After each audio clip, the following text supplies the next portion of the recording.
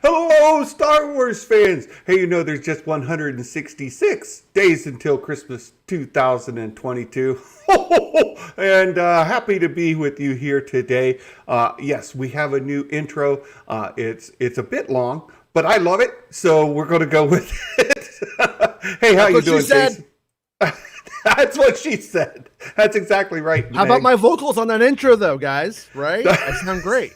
So good, so good. Hey, we've got some just fun stuff to talk about today, and again, we're kind of in a lull between Star Wars shows, and there's a lot of stuff that is coming, but we're kind of waiting for it. So when that happens, people invent things to talk about, or they rehash things that are old. So there's some of that as well. I got something real to talk about this week, but I don't want to put it out too early and then, get the bees flying around the nest a little bit. Right. Yeah, Very but good. we'll have a little something on Friday, I think. Ooh, a little something on Friday. Mm-hmm. Excellent. Yeah. Excellent. Well, there's some somewhat light news, and today is I guess the day to talk about it. Is that Haslab project ended last night. So we've had two Haslab projects in a row. Those are Hasbro's kind of, for anybody that doesn't know, that's Hasbro's kind of crowdfunding projects. Okay. And they switch between all kinds of different products. They've had Ghostbusters and Star Wars and G.I. Joe and you name it. So in this case, we've had two Star Wars Black Series projects announced by Haslab in a row that have failed spectacularly. Oh no! like really bad? Like not even close bad?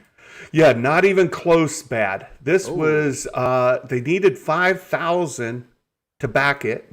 Okay, and they had less than 2,000. Oh, so that's not reading the room. That's not reading the room. and as someone who doesn't read the room a lot, I get you where you're coming from, Hasbro, but come on. Yeah, the deal here is that it's not reading the room. That's 100% the problem, Jason. Is that there were cool projects. I mean, the first one was the Rancor, and it got close, but it failed by a few hundred.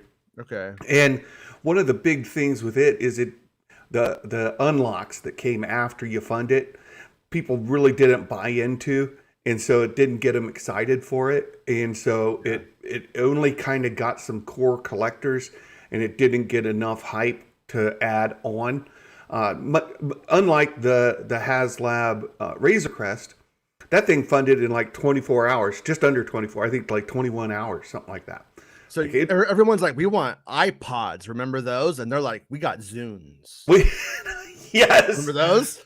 Yeah, exactly. And so there's with the Rancor, it was a Black Series figure. It's huge, right? Absolutely huge, because Black Series are 6-inch scale versus the 3 and 3/4 scale vintage collection. So it's like double the size, but it just didn't have enough to make people inspired to fund it.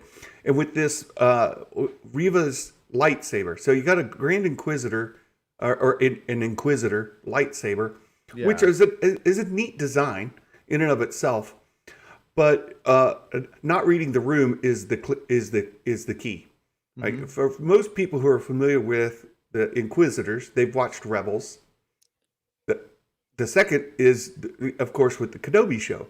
And so they were banking on Reva being extremely popular and people wanting that as part of their collection. Mm-hmm. And there was some of that for sure, but there's some features of the Grand Inquisitor sabers that just they weren't present. So did it have like a magnetic back bra where I could like put it on my back? No. Click. No. Well, come on, Hasbro. I know how silly. Like there was that. There's also, they have the half moon hilt that then opens up to the full circle. Right. It had both hilts, but it was all like configuration. You had to, click it in, and it didn't just fold and unfold. Yeah. And then the biggest feature of an Inquisitor lightsaber is the spinny action there, right? Yeah. And it didn't do that at all. So So no propulsion or anything, huh? nothing. You can't fly with it or anything. No. Whatever, Hasbro.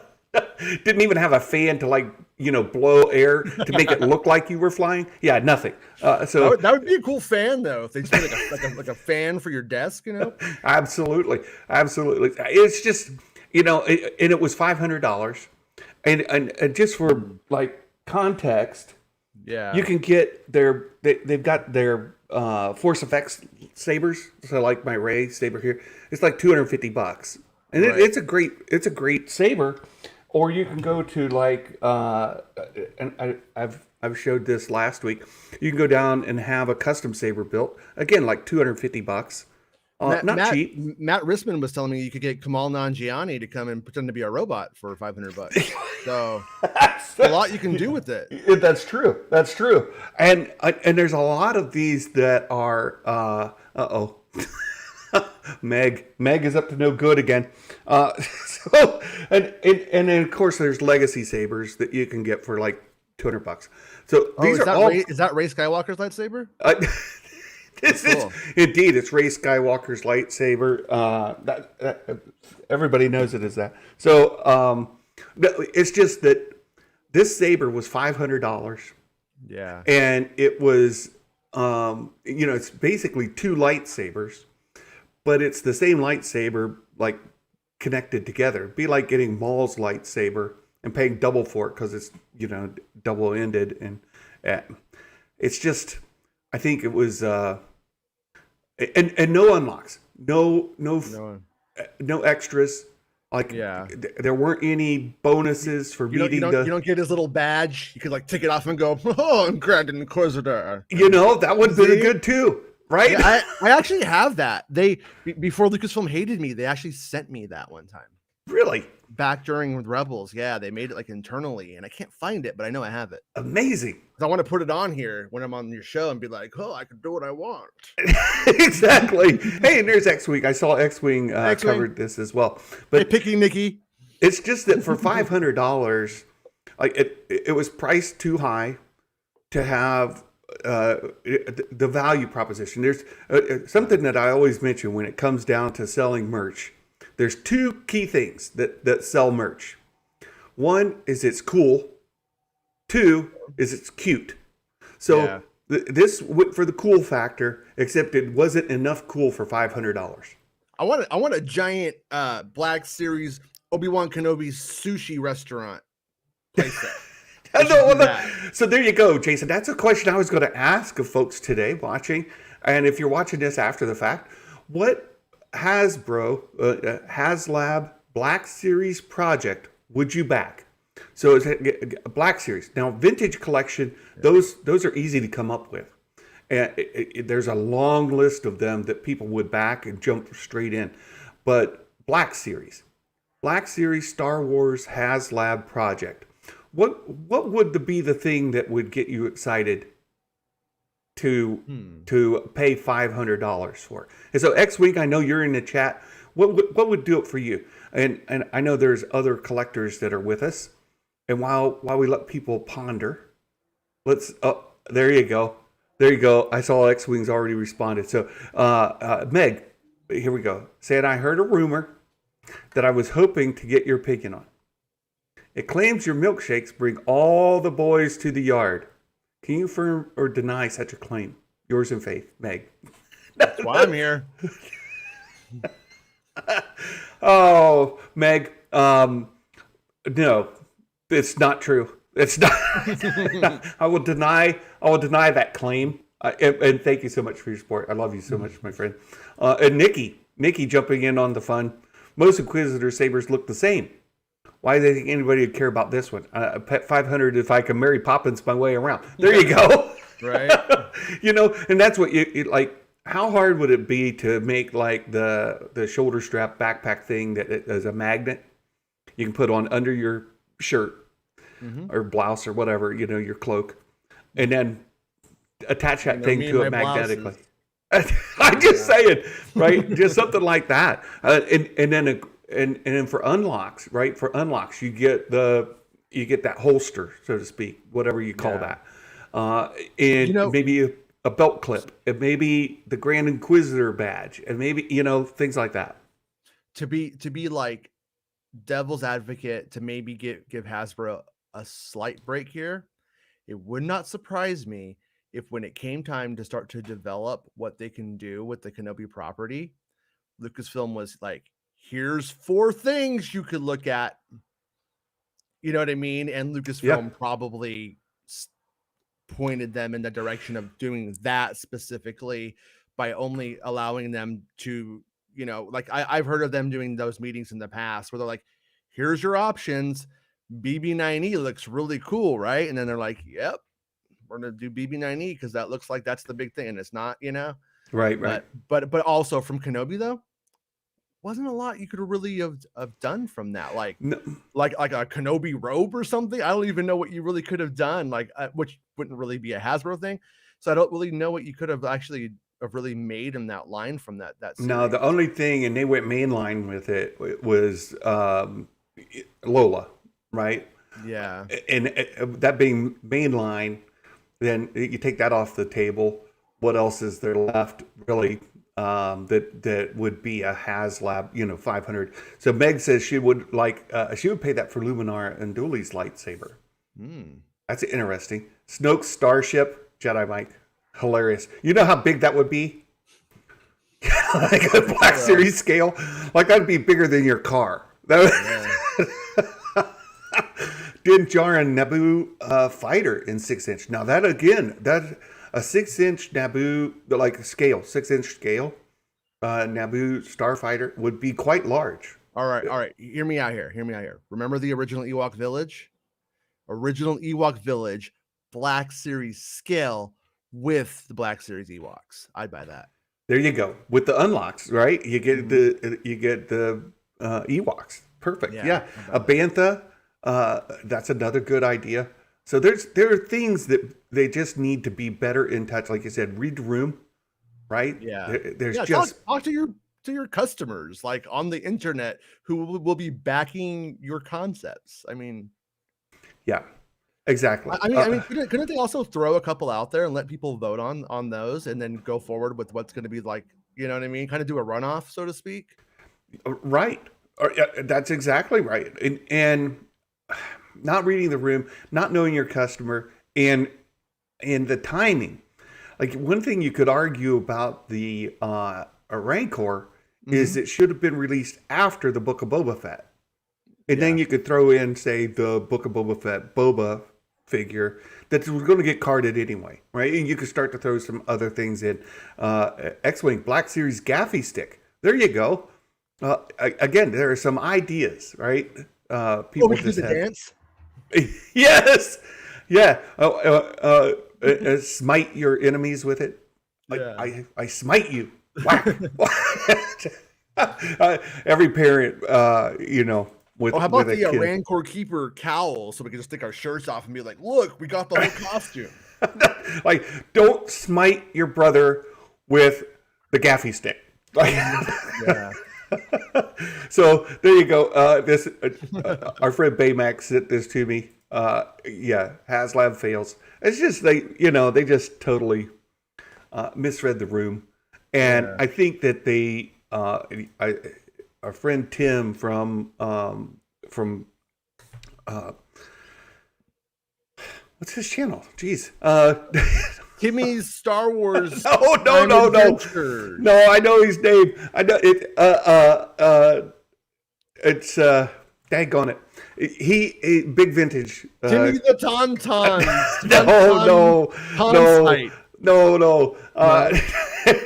Okay. It's oh shoot. It'll come to me after the fact. But in any effect, the HasLab, they could come up with just a vintage collection line, and I suggested it should just be HasLab, the vintage collection, right? It should just be that. So because the list is long, and they could definitely fund so many things. So Bosk's Bounty, that's it. Bosk's Bounty. Yes. Yeah. best. I always think about I know Boss Bounty, but I never think of the name. Yeah. I like how you put it. You like totally threw me through the loop. Yeah. At blasters, a lot of people have mentioned blasters, but there's a problem with blasters, of course. Anything that looks anything like an actual gun of any kind will cause problems. There was a famous case in Canada, happened a couple of years ago, where somebody was going, dressed up as like Han Solo, and they had his blaster, and they're going through they'd parked the car and they're walking through the parking lot, and somebody called them in, and all of a sudden police are there. They're laying on the ground, like, it's Luke, Santa, I legit think I saw you. Wait a minute. I saw him here. I legit think I saw you recently. Also live in Ohio. Luke, it's possible. I live in Ohio, Central Ohio. The last couple of weeks, I would say no, because we went to Orlando, and then I came back with the COVID, and we're still with the China virus. I did, no. and then we're still testing positive this morning, so I'm still on the lockdown, and then after that, I'll be able to go out again. But it's very possible. So I am getting better. I've just got very, very minor like sinus stuff, sort of like you would have on a very light allergy day, like not bad at all. So Haslab's Blue Shadow virus COVID vaccine. How about that one? Right. Actually, only a Canadian would call the fuzz because of a DL-44. Well, I'm afraid, X-Wing, that's not only Canadians. Right? There are what Karens here in the U.S. that would absolutely freak out. Did you have the original Nintendo back in the day? My friends did. I had an Odyssey 64. Oh, you had the Odyssey. Yes. Yeah, I had I had the original one, and like the light gun was like gray, and they didn't even make light guns anymore, like games for it by like midway. But then they changed all of the light guns, or zappers as they called them, to like this orange color after like some incidents started happening. But if you had the gray one, you were cool. If you had the orange one, you got the orange one. All right, cool. Yeah, good for you. Exactly. Mm-hmm. I got the original. No, I wasn't cool enough to have an actual Nintendo. Well, we were so poor. I mean, it just didn't happen. But so Haslab, that happened. Haslab happened. Or didn't happen. And I agree with X-Wing. Like, they should go back to voting, like, and do it. They could easily do it like a March Madness kind of deal, where you've got brackets and say, here are 8. Let's just narrow it down to 8. Like Series ET. And then you could pair them off, right? And then whichever one wins, you get to the final, and this is the next Haslab project. And by then, you've already created some support. You've been listening to the fans. You've been reading the room, and you've got ideas for your unlocks, right? It's become a thing with Haslab. You expect the unlocks, and it just Now TVC, again, the line is long. Derek says Bo-Katan ship. Of course, the Ghost. The Ghost is very low hanging fruit. My goodness. Easy. Everybody wants it. Everybody. It's been in Rogue One. It made a cameo in Rise of Skywalker. Of course, it's the main vessel in Rebels, and it promises to reappear in the Filoniverse. It's going to be. What if they called it the Jason Syndulla Conception Love Nest? What if they called it that? There you go. Right? But it was easy sold. Yeah, people will get it. And we know our friend Mark Hamilton has made a vow that if he got the TVC Ghost, he would never ask for another Hasbro figure ever again. He made the vow. Bullshit artist. Yes. Sorry. That's from a movie that we like. Sorry, keep cooking. Sorry. Perfect. Richie Strangler, see it. There you go. And other news, there's a Kenobi fan edit. This has been making its way around, and yesterday, of course, it made it onto Nerd Theory. They talked about it last night, so of course, a big portion of the fandom's talking about it. Have you watched that fan edit yet? A little bit. I got it, and I just like made sure it worked and stuff. And I watched like the first, like 20 minutes of it or so, and I was like, okay, I'm not as in love with it just off the bat as some people are, and a little bit of the additions kind of threw me a little bit. But I mean, it's good work. I'm not knocking it at all. I think that's like a fan project. It's really good. Oh, I would absolutely. Nikki is great. Yeah. I am learning. It's coming along. I watched the fan edit, and a lot of it is great. I'm absolutely great.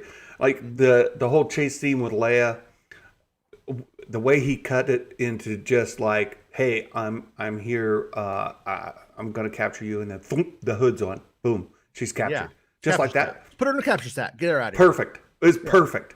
There's other scenes in there that likewise he cut down to remove some of the fluff in there, and it improved it enormously. Some other things suffer though, and I'll say it suffers only because it doesn't give it enough time. Are we watching the fan thing? No, we're doing it early because it's topical for today. But there's a sequence later on when Reva it comes to report to Vader, and the classic "I've got him tied on the end of a string" kind of idea, right? Like I've got the tracker on there. We're gonna get him, and he's like, "Are you sure?" She's like, "Yep, 100%. Wherever he goes, it will go." Very good. So it cuts from that. We get one short scene in between, and then it goes right back to her coming back in, like she left and came back in, like it's back to back, and it's like, wait, like those two scenes shoved so closely together without any other context around it is a little jarring to me.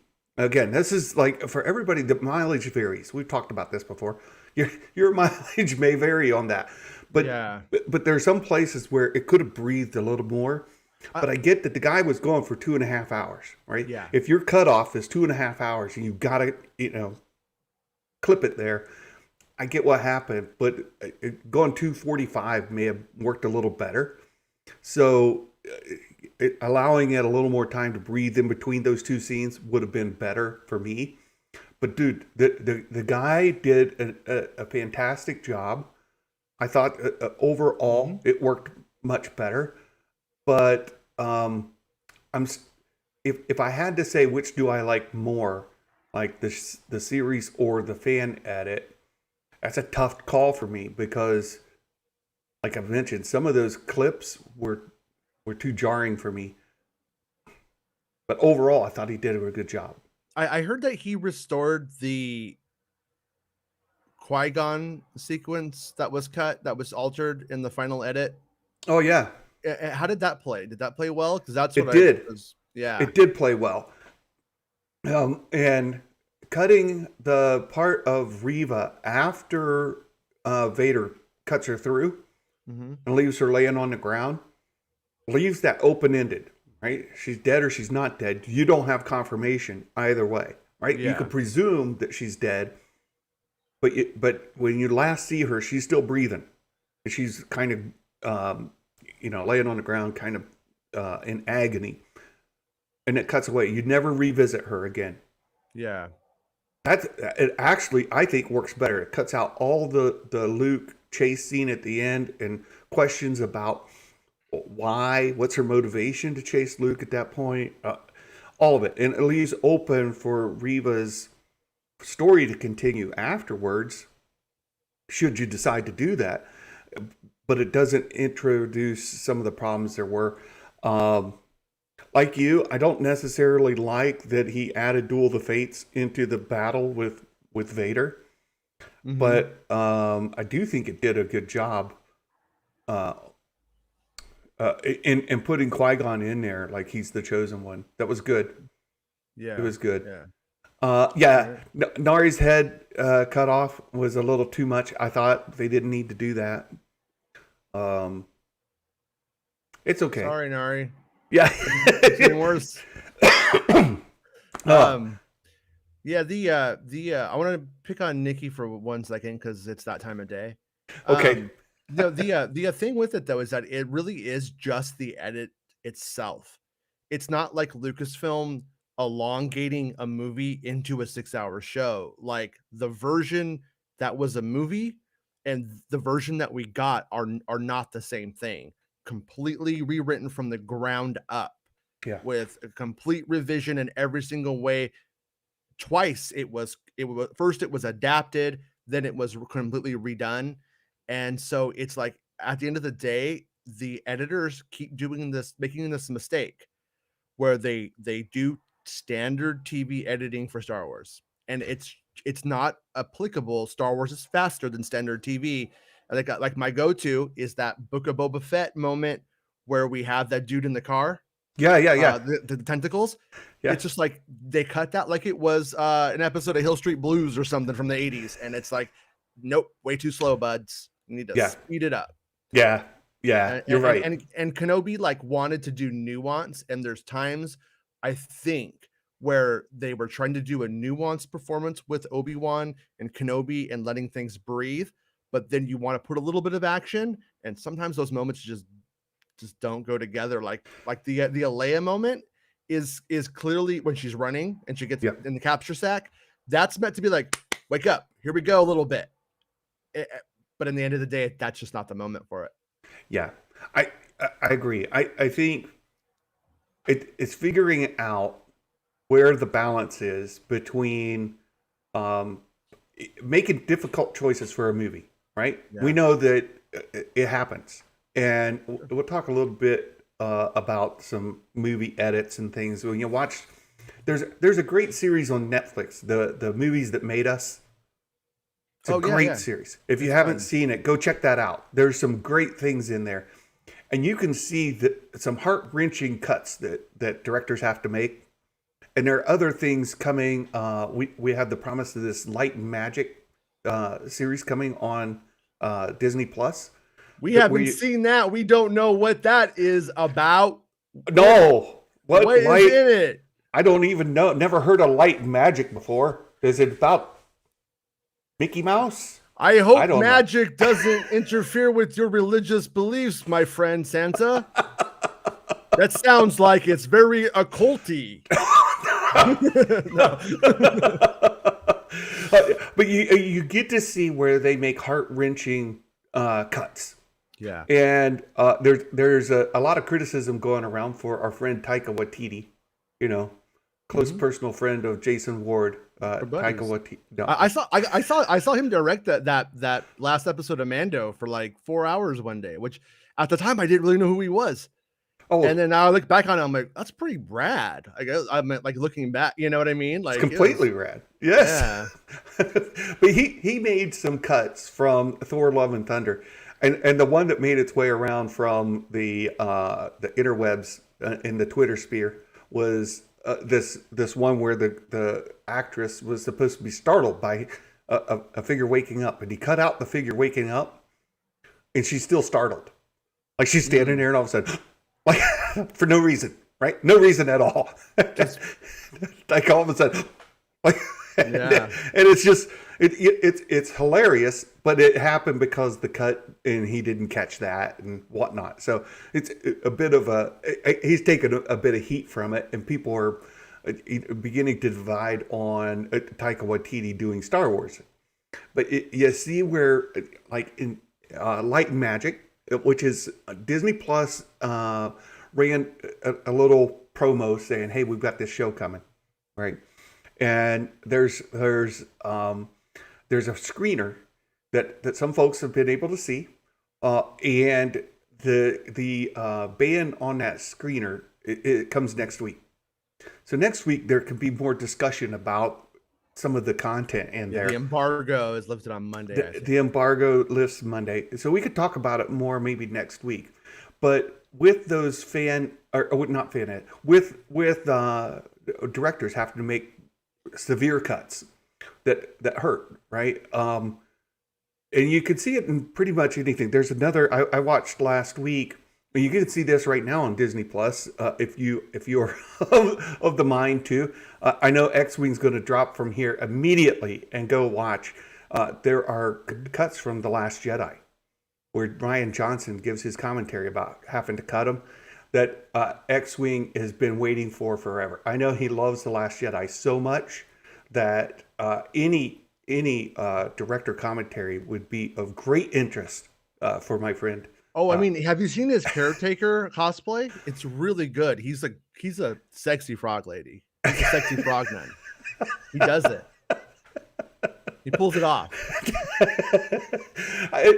But in there, he made several cuts. And in those cuts, you could hear him talk about how excruciating it was to make certain cuts because of the reasoning for wanting him, but the pacing he needed to make decisions. Yeah, there's like a really good moment where he's like, yeah, then like Mike Zero got the scoop where Luke pulls the Star Destroyer down, but he's Jeff Bridges. I had to cut it because people were like, why is Mark Hamill becoming Jeff Bridges and why is he pulling the Star Destroyer down from the other movie?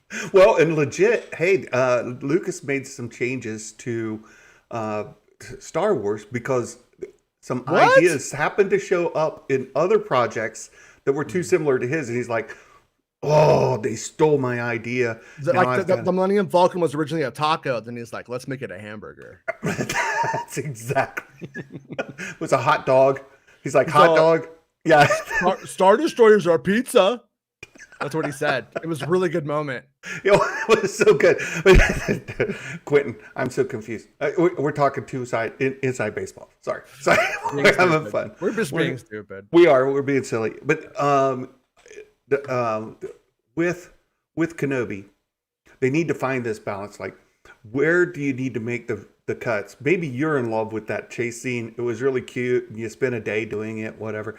But at the end of the day, it doesn't work in the pacing, right? Yeah. Or you've got the chase scene with the Vespa speeders, and the pacing just isn't at all on point. And you've got to go back and you got to either reshoot it or you've got to re-edit it, cut it so that it plays different, so that it works. And I don't think enough of that happened with Kenobi, right? I put on Mandalorian last night to try to get Penny to go to bed. I was like, let's watch Mandalorian because she'll fall asleep when we start watching it usually. So like I put it on. You know what I noticed about what's good about Mandalorian is he has that cowboy swagger thing going on where he's always like, what? Yeah. Like he doesn't move. He's not fast. So his pacing is consistent all the time. Like you know exactly how the scenes are probably going to go when you have that cowboy dude in those frames all the time. He doesn't really get faster. He doesn't really get too slow though. You know what I mean? But that's where but when they step away from that, that's when we seem to have the problem. Why re-edit when you just tell the fans you're wrong? That's fair.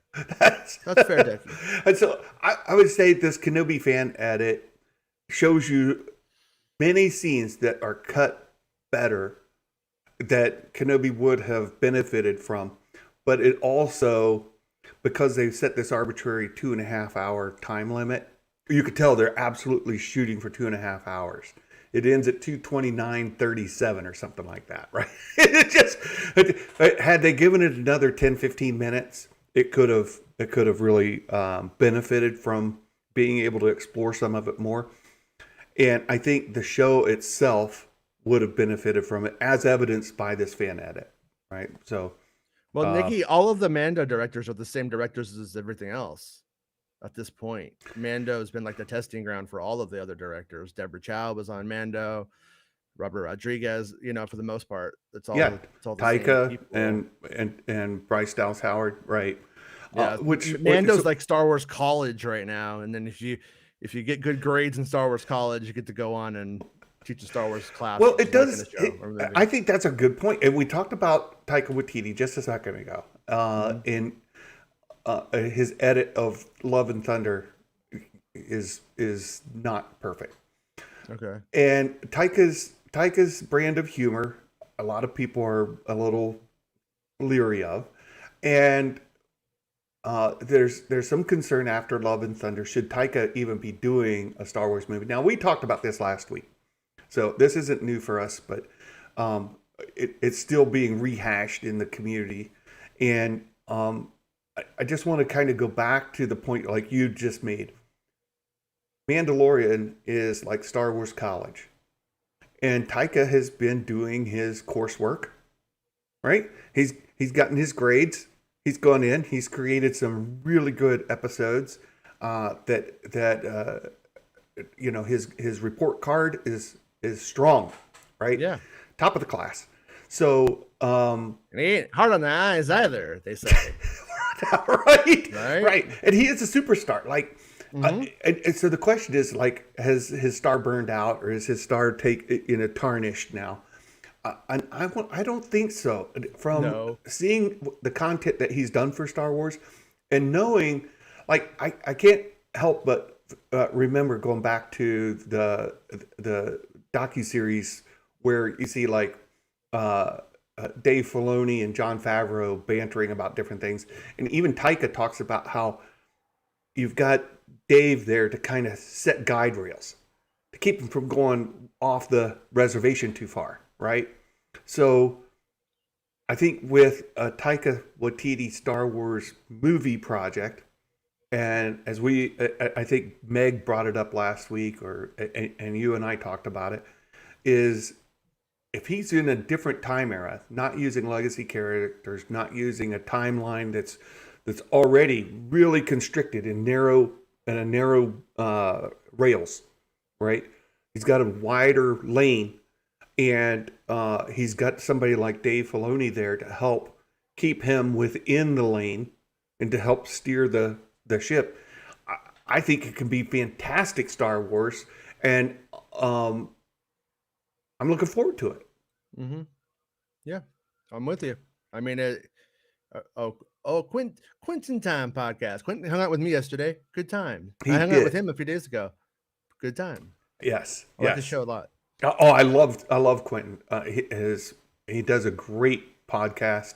His interviews are spot on. Really good guy. He's too reasonable. I'm going to say he's way too reasonable and grounded of a person. He really is good. He's really good. He's like, I don't know if that's fair. And you're just like, okay, you're right. Every time you talk to him, you're like, man, this guy's too reasonable. Where's the hyperbole? Yeah, right. Where's the hyperbole? Where's the hyper reaction to something? Disney Plus isn't in any requirement to stick to TV length episodes, right? They've shown us this. They've had 24-minute episodes and 54-minute episodes of the same series. So so what if you cut it down and instead of it being 47 minutes, it's 32 minutes? Like, if it makes it better, do that. Right. Sure. Yeah. I mean, I do think that, like, he's right. But what I will say is, for instance, let's just pretend, like, what if they took one of those episodes and they made it the best episode ever?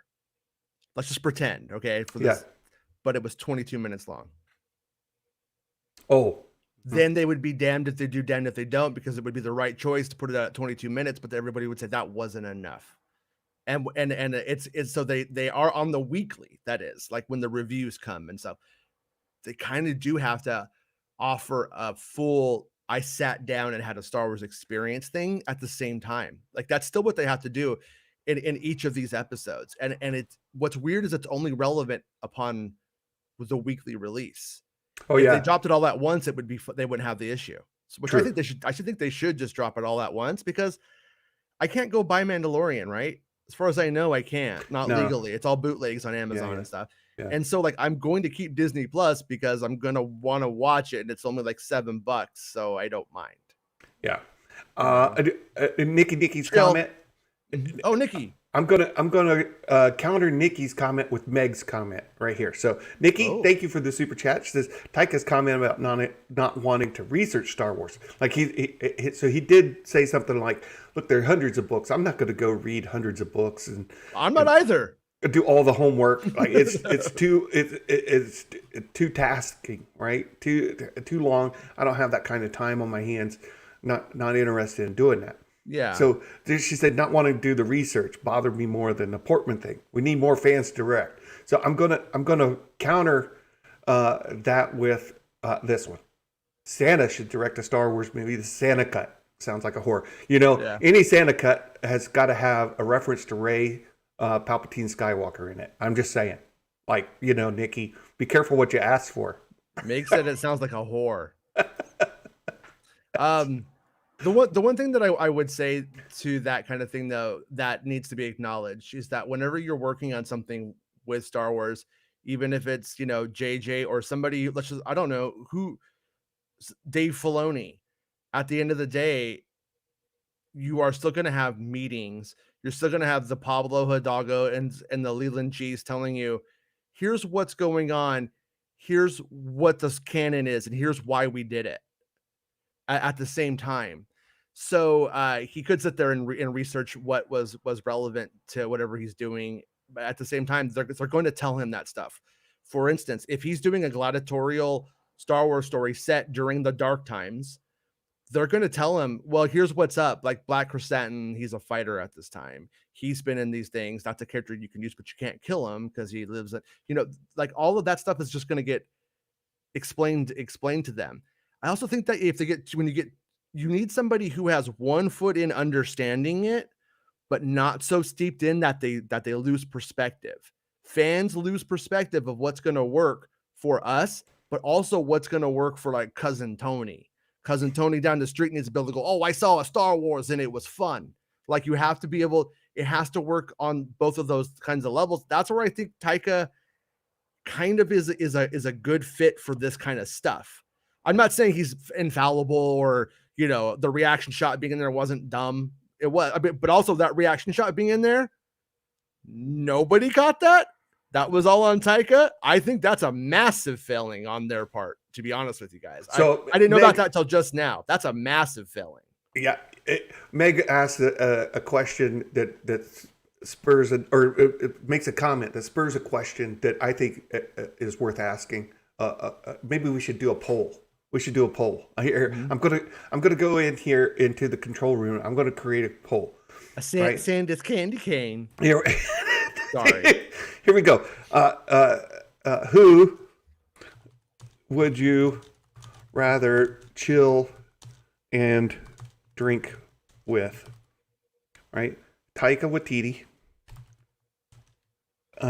or Liam Neeson, right? Oh, Liam Neeson, totally. You want to know why? Taika's not going to leave. You're going home alone if you go with Taika. He's right. Not. He's going home with both arms. Oh, yeah. He's going home alone. Liam, you're going to have a good time. He's going to piss his pants, make you look good, and you have a chance. Right. You're still in the game. So, Qui-Gon Jinn, that's my vote. Yeah, I'm with you 100% on that, right? Like, you go hanging out with Taika, the more he drinks, the more cool he gets, and he leaves with all the available dates. I mean, the men, the women, everybody's leaving with Taika. They're leaving with Padme's handmaidens. I didn't read that shit. And then he leaves. And you're like, well, now he knows all about the Padme handmaidens. Right. Liam Neeson, he's going to be drinking. He's going to piss himself. And then you're like, he's the cool guy to hang out with. He's like, one lightsaber killed me. Didn't kill anybody else. Killed me, though. Why? Why, George Lucas? Why? Right. I'm hanging out with Liam Neeson, every day. And then Pablo Hidalgo comes in. He's like, "Oh, actually, hatred kept them alive, and you're very not hateful." Get out, person. Pablo. Go shoot. You're not invited to our party. Oh my goodness. Oh my goodness. So much fun. So we have some more fun things to talk about. And so we talked about Taika, right? We've talked about the Kenobi edit. This is Yeah. Andor leaks. So you and Meg have both done fantastic jobs of covering this already. I don't know that how deep we'll go into this, but uh, there's there's a site where they filmed, and there's a lot of conjecture about where that site could be used. Is that Utapau? Is it? You mentioned another place. Uh, oh shoot, what is it? Walmart. No, Boss no, Bounty. Boss Bounty. It's Boss Bounty. no, no. Bespin, Bespin? isn't it? What'd you say? Yeah. Anyhow, Yavin 4. That was it. Remembers. Yavin 4. That was it. Yavin I lived 4. there today. I don't remember yesterday. Yavin 4. Yeah. So I'm with Meg, I think, on the Utapau. I think there's a lot of evidence that again, you posted the pictures as well.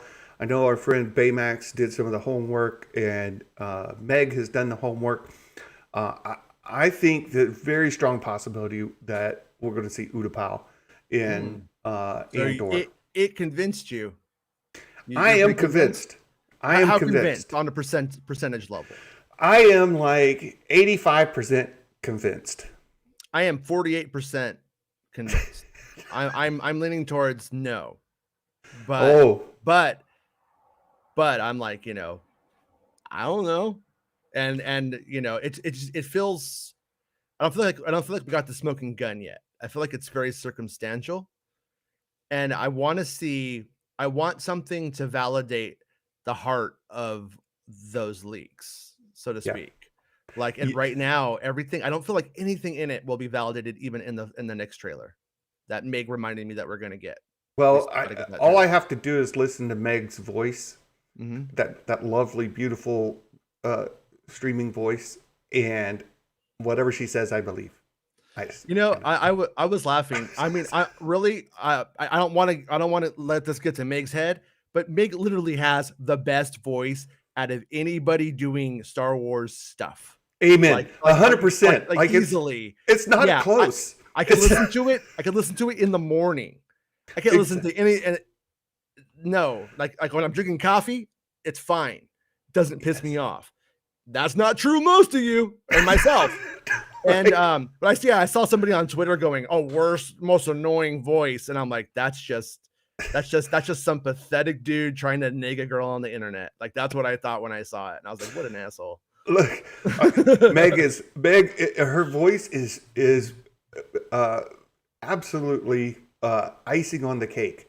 Like, her content is so good. Yeah, she does her homework. She does fantastic content, and then you get to listen to that beautiful voice that just sells it. So for me, Meg says Utapau, I'm like, okay, it's Utapau. I don't care what Jason says. I should remake one of Meg's videos. I should take it and redo the audio, and then wait for those guys to post that stuff, and then I'll be fixed, and I'll post it right after with me doing it, and then see what they say. Yeah, no, and Nikki, I totally get the innuendo in here. That's why I highlighted it. That's why I highlighted it. It's fantastic. So look, I think, and Meg posted earlier, we saw where they did a lot of filming. They're doing location filming for a great percentage of Andor. A lot of it is location shot, which will help a lot. And then I'm certain they use the volume as well, the stagecraft, but the amount of location shooting was so good that I think people are going to feel like it represents Star Wars in a way that kind of tickles the nostalgia region of your brain. I have like a correction I keep meaning to make on my show that I keep forgetting, and you just reminded me of it when you talked about that the volume stuff. We were going back and forth on my show about that bell scene from the trailer, is that the Yes. volume or not? And I'm not saying it's not the volume, but in Little Marlow, where they filmed that, where that set was, that bell is there. Cool. So I'm like, is that? I think it might actually be the actual on location filming, excuse me, with the background redone, with the background Interesting filled in. thought. Something Could be built that I imagine they'll probably cover in that Light and Magic show is how they will cut in paintings around film to extend a scene. Say, for example, where Obi-Wan Kenobi is shutting off the power generator there, right? Or the shield generator. Yeah. Where that extends down, that's a painting, right? And then they cut the glass in there and they put the film behind it, and it fits in. Sort of like you would do with blue screen, like that, except without blue screen. And this is in the 1978 making of Star Wars on television, VHS from Kellogg's, Disney. Exactly. You're not Exactly. Sort of like the same sort of thing from Return of the Jedi. Yeah. Or yeah. Do you know about Liam Neeson and Phantom Menace? What happened there? Budgetary wise, have you heard of this? I don't know. So when they had Rick McCallum was like, look, we could build the sets to be 6 feet tall, and then we don't need to buy lumber to make it go 10 feet up or 4 feet up or whatever for the most part. So we could save hundreds of thousands of dollars if we or millions of dollars in the end if we only make the sets be like 6'5". Yeah. And then so they budget the whole movie. They start making all the sets. Then they cast Liam Neeson, who's a giant man, and he was so tall that it ended up costing them like $150,000 because they had to go and they had to add like a couple of inches to every single set in the end to make Liam Neeson work in those scenes. Well, it reminds me of and our friend here who's been in the chat. I've seen him a couple times here. Will Morgan from Meta Egg. He did a great video on things that are in the cut. Right? And have you heard his voice? I call him Will Morgan Freeman. He is fantastic. I love his brain. He has a beautiful mind. He does. Smart man. Really, really brilliant guy. And he pointed out the scene in Empire Strikes Back where Luke falls or jumps into the, right after Luke, I am your father. No! And he jumps, right? Where you can see him bounce. On the trampoline? On the trampoline, right? Yeah, there used to be an error that's been fixed where when they're in the Bespin carbon freezing chamber, yeah, and then he goes to jump down. That's it. You can see like you can hear it at one point, which I thought was weird because it's ADR, so I don't know why you could hear a noise. But the way that the noise was set, you can see the top of his head go beep. They fixed it though. Yeah, it's really good. It's really good. So the same thing, right? Where they use that painting kind of to fill in the space underneath. So very much could be the same sort of thing where with that striking the bell, where it's done on site, and then you get a matte painting or what do they call that? When they Star Wars Taco Bell. I'm hungry for tacos today. Have you noticed that? I hear that. Going back to it. I'm like, you know what? I like Star Wars Meg's voice in the morning and tacos. I've heard that they have very few Taco Bell in Australia. That's what. From watching your show, it's something I've learned. Chris says they got Taco Bill, but then he messaged us and they opened up a Taco Bell right next to him. Very exciting. Taco Bell now. He's ready to make a run for the border. Yeah, he should. He should. They don't say that one anymore, do they? Andy Serkis is in Andor. I had forgotten it. I don't know that I knew it. I don't know that I knew it to forget it. I've heard things about that, and I had that like pretty early on. I had like a report about that, but I still have not got any hard evidence for it still. And they were filming Batman at the time, which made it really difficult to figure out if he was just on the Star Wars set or if he was in it. But I've Yeah. heard a rumor that he wears the white uniform. Ooh. And I was like, really? Somebody, and I was just like, but I don't know if it's, but once again, I'm like, I'm a 51% on that because the person who told me I trust. But it was so word of mouth based rumor that Yeah. I'm a little bit like, when are they gonna show us?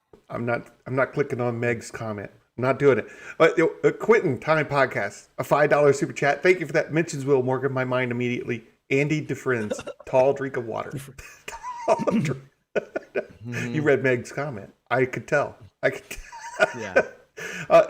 Meg also said Snoke in Mando season 3 is a very real possibility. Yeah. And in which X-Wing said, "Okay, I'm out." Or Nikki said, "I'm out." I mean, maybe, it could just be really bad. At the same time, I mean, it's always an opportunity for improvement, right? I mean, if it really didn't work, there's always a chance that it could make it better for you in the end. I mean, there's a chance. Meg and Nikki, you're both being filthy. You're filthy. Meg for soft tacos? Oh my goodness. So Mando season 3. The celebration trailer has leaked and it keeps getting killed on YouTube. I will say this, if you are a member of our Discord community, you can find it there. So if you've not joined us on Discord and done all the things, please do that. There's benefits to membership. You should go check that out. In that trailer, there's some fascinating scenes, and Meg covered part of it this morning. There are things there that are very exciting. One of which being Mandalore, right? You can definitely see Mandalore in a yes, Fanjecture. Join the membership, you slackers. Yeah. Exactly. Thank you, Adam. Give him no excuse to not pay the elves. No excuses. No. We're going to have a cutback here. No. If he has enough of you guys, he has no excuse. Baymax, don't do this. Don't do this. Because Nikki broke me one time. I like a beefy taco sometimes. Oh, don't even. It's terrible. I mean, I was broke for, and anytime she would bring it back up, I would completely lose it. Very funny. Good callback. Can we give a little bit of condolences to Quentin's sourdough bread though? I mean, it didn't work out yesterday. His sourdough bread. That is sad. I have to try it again. I named it sourdoughku. Sourdoughku. Right? Come on, yeah. That trailer. I agree with many comments. Like, why have we not gotten it yet? What are they holding out for? Like that, the quality of that trailer looked like a finished product. I didn't see anything in it. Again, the quality of it is not great, but of the version we got.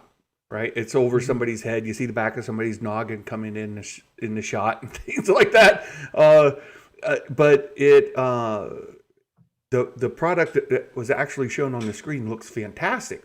Why haven't they brought that out yet? I think they are aware that if you are willing to watch a bootlegged trailer, you'll watch it. The high quality one twice. When they actually do put it out, you will watch it, and that your average consumer will not seek out or watch a bootleg trailer. So I think they're able to have their cake and eat it too. I hate it, but I think that's the reality. You might be right. That makes sense to me. Mm-hmm. That it is a bit of a marketing trick, right? Yeah. We'll let them leak it. They keep axing it every time it re-uploads. Right, it gets taken down again. uh, which is Whenever they've called me to like bitch me out in the past, they've been like, "We know you're gonna see all of the marketing stuff. We know." So I could imagine their shrill little voices going, "We know you're gonna leak it. You know you're gonna film it when we tell you not to, Star Wars fan." So they are aware that that's going to happen. They just know that the people who will watch it are maniacs like me and you. right. And then when they put the good one out, we'll be like, cool. So I will Anyways, say right? this: catch Meg's video from today. She does a fantastic job of kind of summarizing some of the stuff in there, and without crossing the line. And come check it out on Discord. You can see the full trailer there and get a sense for it. There's some exciting stuff though, and I will say tie-ins to the sequels are reinforced there again. We talked about this before, but you do get Babu Frick and those Andulans or I can't remember what their species are, but they're in there. Very good. I call them the Frickers, the little Frickers. Babu Frick and the little Frickers. Little Frickers. Little Frickers. I love it. It's a great trailer though. Really well done, and has a lot of little Easter eggs in there for those of us who have watched Rebels. Unlike Rob Sketchcraft, who's a loser. He's a little loser. He is. I know. Just a little loser. He's gross. Go draw something, loser. How about go draw a clue? Draw a clue. There you go. Jeez. We tease. But because Rob has no compunction about mocking me. So there you go. Yeah, Megan and I were. That's not like I said, Megan. Meg and I were talking about that helmet from that trailer last night, like really quickly. Or I'm trying to find it. Yeah, like this one. Sorry, that one with the yellow one, and I think that both Megan and Baymax are like, yeah, it looks like kind of like Boba Fett's original scheme, Yeah. For what it's worth, I don't think it's really connected, but I'm just throwing out there as like a Hail Mary, just in case it ends up being the case. There was this random weirdo. Yes, I saw that. Old Friends Not Forgotten. And it just doesn't really have a lot to do. It has kind of a fancy thing on his shoulder, but it's also very similar colors, like color schemes. And I don't think we see that person die. So. What century is compunction from? I can't tell you. You don't listen to Compunk Rock? That's computer punk. I made it up. It's a thing I just made up now. It's computer a real word. I didn't just make it up. Compunction. Little compunkers. I do like to watch period history pieces. Like to watch periods? It's fun. I enjoy it. What is the one? It sounds like something, but it's not that. It's with the family over in England back in the day. Oh shoot! Big show. Downton Abbey? You're talking about Downton Abbey. Downton, not downtown. Downton. The very first time I ever heard that, I thought it was called Downtown Abbey. And then I said it, and then somebody else mentioned it like 5 minutes later to my friend, and he's all, Downtown Abbey? And I was like, Downton Abbey, you idiot. I felt so good. It was perfect. Exactly. Downton Abbey. Right. I enjoy that kind of thing. So anyway, they're so fancy with their funny way of talking. They all sound like Star Wars Meg to me. Exactly. So Mando season 3, that trailer is great, and somebody did put in a comment. It seems that he abandons the Grogu seat to put a astromech droid back in there. R5D4, man. It does look like R5D4 in the trailer. Yeah. Can't confirm that is. It's too washed out. It's too washed out. I like mess with the colors a lot on the show I'm doing today. I did my best to edit the images to try to see if I could bring anything out of what was there. It's okay. But yeah, on that one, it was pretty inconclusive. But R5D4 is at what's her name's place. He is. So if she's back in the season and he goes back there, then I think there's a good chance that's where he gets. Yeah, that there droid. is red on the R5. You can see that. I do agree. I mean, the probability that it is R5D4 is high. I'm gonna put it that way. I'm gonna go with 51% on that, as opposed to the other leak from earlier. Yeah. I do bet that it is R5D4, and they get rid of the Grogu hatch. The Grogu seat, he is in Mando's lap as Mando's taking a little nappy nap, which is a little concerning, because Grogu wakes up and he's got, access to the controls. Who knows? Yeah. Who knows? Yeah, I would. Yeah, when I was like kind of like frame by framing it, you get a lot of little moments that are kind of dispersed throughout it, of Grogu basically sitting on Din's lap in the seat, and then he lets him take them to hyperspace. Like, you see his little hand go and like grab the lever or whatever and pull it, and yeah, it was fun. Left Coast Graphics says 100%. So he's greater than your 52%. You want to know what I heard about our old friend R5D4? What's that? And if this goes on for a very long time, is that R5 was made by probably the Neil Scanlon people at Pinewood for the Kenobi film. That never happened. One of the first things that got put together. Then once that got shelved, they ended up shipping it out here to El Segundo. Ooh. And then it ended up, and it was going to be in an earlier episode of Mando that didn't make the cut or whatever, then got pushed around. I think that's how it went. But yeah, that was originally made for the Kenobi film. And I hope if anybody ever has a chance to ask, I think now's the time to start asking about that, because before everyone was like, oh, we can't talk about Kenobi was a movie, we never even announced it, and they were being really weird about it. Right. And so I think but I know for a fact that's accurate. So I'm curious if it's the same one that they keep using, or if it's a different one by now. And Mike Porter, I am not going to do that. I may not be a smart man, but I know better than to read all of Meg's comments. I'm not going to do that. I'm not going to do that at all.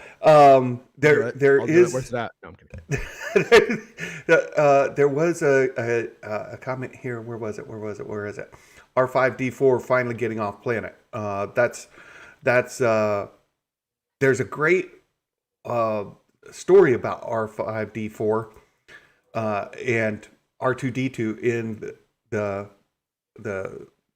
Sandcrawler, having a little convo where R2 knows that R5's going to be sold, and says, hey, you got to blow your motivator or something to make sure I get this gig, because I've got an important message I got to get to old Ben. And R5 takes one for the team, blows the motivator on purpose. So that's in. I just want Lucasfilm to go back to the glory days of Star Wars, like back, like vintage Star Wars when it was good, like when R5D4 split open and had a missile inside of him.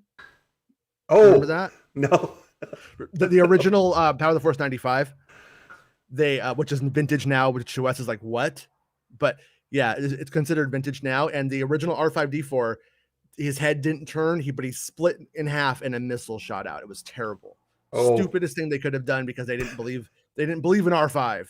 And now here we are. They're all fired, and R5 is a star. That's right. He is the real star of A New Hope, because without R5 taking one for the team, R2 stays on the Sandcrawler, gets picked for parts, and Ben never gets the message. As a kid though, the original Kenner R5D4, something about it, like that might have been my first feeling of nostalgia. Nice. And we're talking, I'm like 5 or 6, right? And I'm like remember getting, whenever I would see R5D4, I would buy him again. It was and then I would open it and be disappointed in the experience. I have not seen this Vader comic, Meg, and I see Ruben also saying lump in my throat over that Vader comic. I have not seen that. He in the comic, he gets on an app and he has really a good connection with this girl. She looks like Padme. Her name is Sabe, and then she ghosts him at the end. He accidentally He doesn't know what he swiped did. right. He got the directionally challenged. Oh, I hate when you accidentally hit the wrong way. And Yeah, yeah. What? We were gonna get And married. And then he goes, no. No. Like, you know. And then R5D4 is like, she's mine now. That's exactly how it happened. his Tinder profile says extremely motivated. It's the basically Vader meets Anakin's childhood friends. Kitster. There you go. A Kitster sighting. Jason. There you go. I know. I saw it. I'm mixed. I'm mixed about it because it means we can't have Kitster in live action. Probably. Whenever I see that stuff, it both makes me happy and sad at the same time. You know. Yeah. I mean, it doesn't necessarily mean that, but it means that they're locked into this version of Kitster. Baymax mentioned another Ochi bashing session just to trigger Bespin. I heard you kind of do a review of Shadow of the Sith. Yeah, Ochi. You and I talked, and you were like, "I don't know if you could still lend books or not." And I was like, "I wonder if you can." I was like, "I'm gonna Google that," and I opened up my email, and there was like Audible going, "Hey, you want a free credit? Subscribe and forget to cancel." I'm like, "I'll take the free credit and I'll cancel." Right. And then I got the audiobook. Yeah, I've read on how to lend many times, and I keep trying, but every time I try, it fails. And so I've been trying to share it with you. I was happy to see that you had gotten it. Ochi does come across as a bit of a arrogant turd. Like, he's a dumbass. He's a dumbass. Like, he's just like, he's stupid.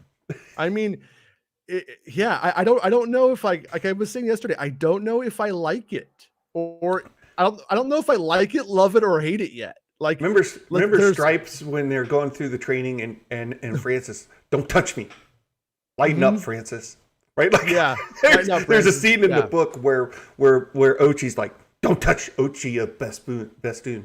Like, lighten up, Ochi. He's like, it's really I think he talks about himself in third person at times, and you're just like, it's like I said, like a part of me like loves it because it's ridiculous, but another part of me is like, I think this needed to be. I think this depiction of this characterization needed to be done on screen to sell it like a little bit better. Like, you know what I mean? Like, I think it's all there, but it's Bespoon. Remember Saber Spoons? Those made me fat. I kept buying cereal to get all the Saber Spoons, and I kept eating all the cereal. Probably getting a good 20 pounds trying to get Saber Spoons. I do remember those. Yeah. Bestoon. But yeah, maybe get Bespin Bulletin to do like a cereal site called Bespoon. The voice of Ochi in there may not be helping. No, in the audiobook. Audiobook voices never help me. Yeah, it's always like, it's like, "Hi, I'm Padme. Oh, Anakin, what are you doing?" And I'm just like, just don't do the voice, man. Like, they try to make it like soft and everything. And I'm just like, I do wish that they just got like a group of voice actors completely on call, and they're just like, "Here's your lines," and they just read them for 5 minutes, and we just like did it like a radio play a little bit more. The guy does a good job. I'm not knocking him like as an audio. That's audio. That's the genre of audio books. But Star Wars, I think, should push more into audiobook / radio drama. I think they got one little toe in there. Yeah, they do. And there's a couple of examples where they do bring in different actors instead of Mark Thompson. The Dooku one, right? The Dooku one. Yeah. Was a good one. Yeah. What kyber crystal did I get? I got the purple one. And then I went into the store just because Santa's colors are red and green. I went into the store and got a red one. Oh, nice. So I still need to ship your blue crystal. I was of two minds. One is I'm super lazy, and I was like, "Oh, I forgot." And then the other mind was, "Well, what if I send it and it's like at the post office, and then he can't go because he can't go outside and he can't get it or something." So I was like, "Oh, I'll send it out tomorrow." It's all good. It's all good. Yeah. It's all good. It's blue. That's great. That's great. They're they're a lot of fun. Just out of curiosity, I took the blade out of the one that I made at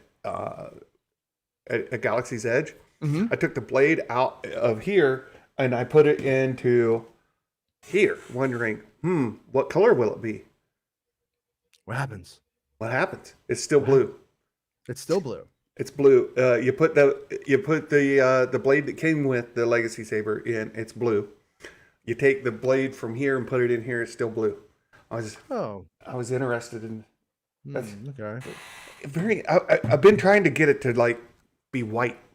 It's like kyber crystals aren't real or something. I don't know, man. There's magic in there that tells it to change colors when you change the kyber crystal. Yeah. Yeah, the sabers have their color regardless of the blade. That's true and not true, Nikki, because in these, if you change the kyber crystal color, same blade, it'll change color of the blade. That's what it's supposed to do. Purple makes it purple. I changed it to red. It turns red. And Jason sent me the blue. I put blue. It'll turn blue. The same blade that's purple and red is also blue when I put it in the other hilt. So there you go. Yeah. You can change the colors. You can do it. You can do it. Right. I meant the ones Add-ons. they sell, not the ones. Yes. I know. So, Jason, I think that covers it for today. Okay. We do have a Mike Porter dad joke, Star Wars edition. I can't wait. I'm Here ready, we go. Mike. Here we go, Mike Porter. Bust my fat little gut. I know you're going to do it, Mike. I believe in you. What do you call a carload of Star Wars loving circus workers with lightsabers? Perfect timing for the joke. Clone Wars? Attack of the Clowns. I knew it. Very good, Mike Porter. Thank you, sir. Appreciate that. You guys, I've had a lot of fun today. Appreciate it, Jason. And you're going to go live this afternoon? In about 45 minutes. Wonderful. Do it. Yeah. Wonderful. And you guys go make sure you catch Making Star Wars, the Making Star Wars show. Come hang out. I'll read whatever Meg types in there. She can type whatever she wants. I'll read. I don't care. That's a dangerous thing. I don't know any better. That is a dangerous thing to commit to, Jason Ward. Yeah, I'll do it though. I'll do it. Just saying. Oh my goodness. So thank you all for being here. I am going to hit the outro. And Jason, thank you once again for being here. And we will see you next time, my friend. Bye. Bye. Bye, everybody. And until next time, Merry Christmas. And may the Force be with you always. Bye-bye.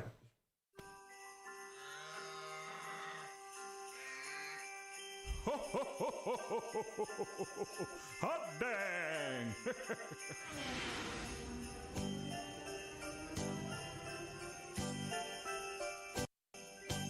Talking through the news from a galaxy far away. Toys and book reviews, positivity all the way. Come and join the fun, subscribe and like away. Movie news and show reviews, it's like Christmas every day. Oh, Star Wars Santa, Star Wars Santa, the Star Wars Santa show. Oh, what fun it is to chat on the Star Wars Santa show. Oh, Star Wars Santa, Star Wars Santa, the Star Wars Santa show. Oh, what fun it is to chat on the Star Wars Santa show. Ho, ho, ho, ho, ho, ho. Hot dang, ladies and gentlemen, you're in for a treat tonight on the Star Wars Santa show.